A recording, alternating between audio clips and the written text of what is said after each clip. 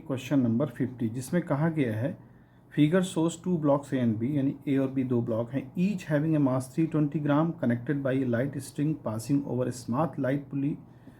The horizontal surface on which the block A can slide the smooth. The block is attached to a spring.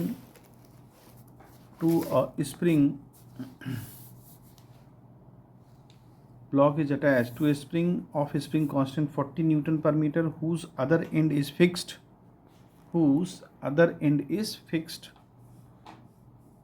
To a support 40 centimeter above the horizontal surface. Initially, the spring is vertical and unstretched when the system is released to move. Find the velocity of the block A at the instant it breaks off the surface below it. Take G की value 10 metre पर second square. तो देखें, इस question को solve करने की कोशिश की जाए. क्वेश्चन नंबर है हमारा 50.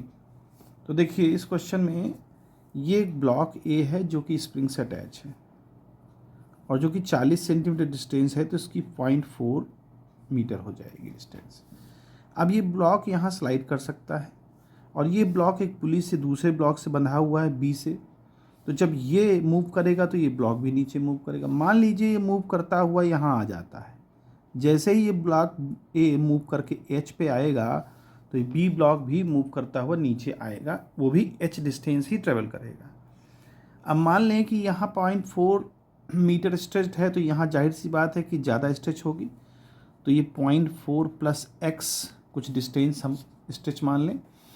कहता है जैसे ही यहाँ पहुँचता है तो इसका संपर्क सरफेस से ब्रेक हो जाता है, यानी कि स्प्रिंग इसको खींच करके एकदम इतना खींच लेती है कि इसका संपर्क यहाँ से ब्रेक हो जाता है, यानी कि उठ जैसा जाता है.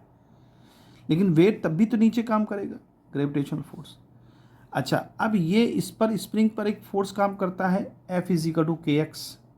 तो के एक्स एक फोर्स काम करेगा, रिस्टोरिंग फोर्स टाइप का, जो कि इस फोर्स के दो कंपोनेंट हम ब्रेक कर लें. एक, अगर ये थीटा एंगल यहाँ बना रहा है, ये बार बार जो है डिस्टर्ब हो रहा है, ठीक है, अब सही हो गया. ये मान लीजिए थीटा एंगल वर्टिकल से बना रहा है स्प्रिंग, तो ये वाला थीटा हो जाएगा, ऑल्टरनेट एंगल इक्वल हो जाएंगे.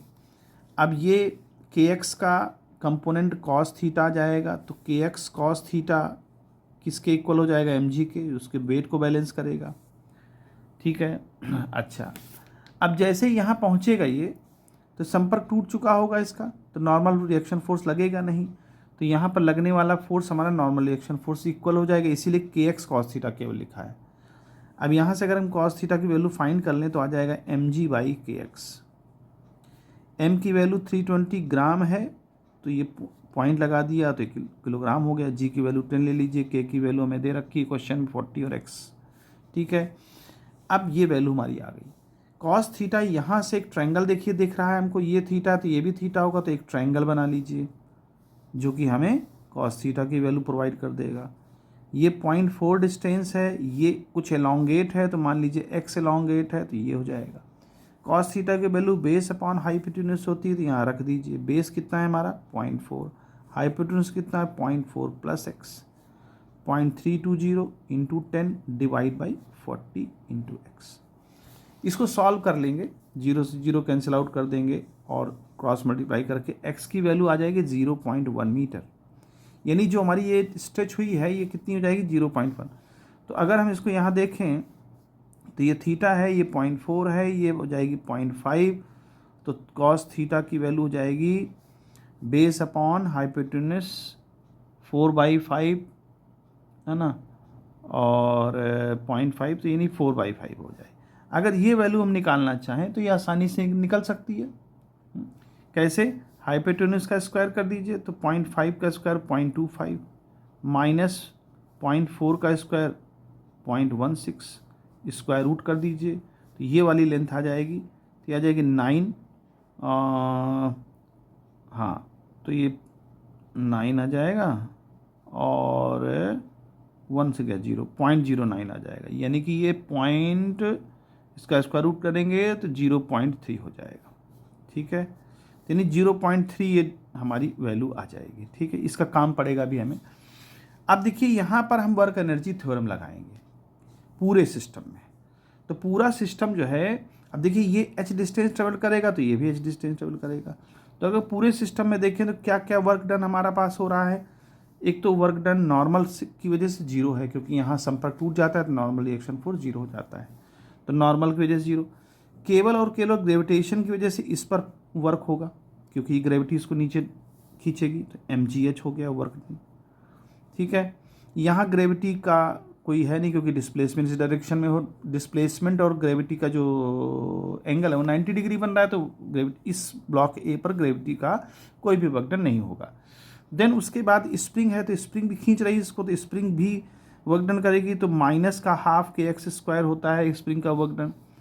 देन उसके बाद ये देखिए, अगर ये v वेलोसिटी से यहाँ, चूंकि यहाँ वेलोसिटी पूछ रहा है कि यहाँ पर जैसे ही संपर्क टूटेगा इस ब्लॉक ए का, तो ये इसकी वेलोसिटी क्या होगी।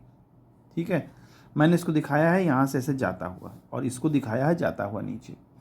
तो जैसे यहाँ पहुँचा तो इसके पास काइनेटिक एनर्जी क्या होगी, हाफ mv²। उतनी ही वेलोसिटी इसके पास भी होगी, नीचे गिर रहा होगा, इसके पास भी हाफ mv² हो जाएगी।